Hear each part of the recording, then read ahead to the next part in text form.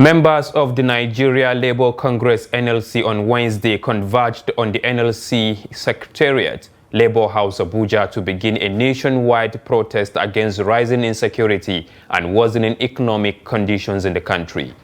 The protest went ahead despite a late-night meeting on Tuesday between President Bola Tinubu and the leadership of the NLC aimed at averting the action. Addressing journalists, NLC President Joe Ajaero said the meeting did not yield any resolution to stop the protest. Leading the demonstrations were Ajaero and civil society allies, including human rights activist Omoyele Sowore and members of the Revolution Now movement. The protest was first announced following the NLC National Executive Council NEC meeting held on December 4, 2025, in response to what the union described as multiple national crises. Among the key concerns raised by the NEC was the worsening insecurity across the country, including the abduction of 24 schoolgirls in Kebbi State on November 17, during which 2 staff members were killed. The NLC condemned the reported withdrawal of security personnel ahead of the attack and called for urgent government intervention. The labor union also highlighted unresolved agreement with the federal government, the rising cost of living, and the growing impact of insecurity on workers' productivity, safety, and livelihoods. Before now, we did a letter to the president to discuss state of the nation with him. And that was in June, precisely June 16th. And between that time and now, we have made efforts. A letter to the minister, through the Minister of Labour, acknowledged. Letter to the CSO, to the president, acknowledged. A letter through the secretary to the government, acknowledged.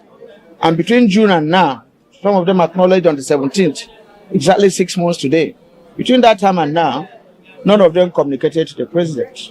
And part of the discussion we wanted to hold with the president is on national issue of security, both physical security, physical insecurity and financial insecurity.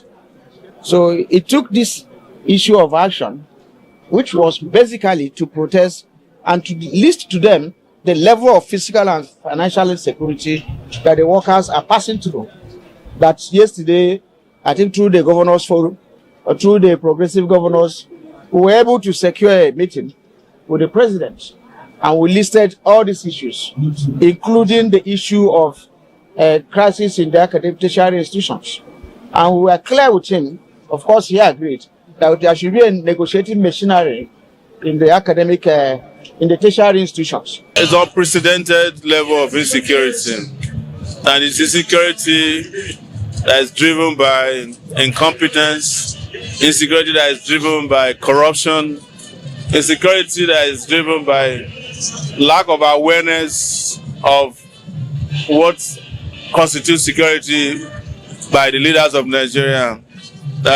People always make a mistake that security is only limited to physical security alone. But what we have warned over the years is that lack of social protection, lack of education, the lack of opportunity for our people is going to lead to massive insecurity. So even as we are calling for immediate short-term solutions to this insecurity, our position is that the long-term solution is economic security, is job security.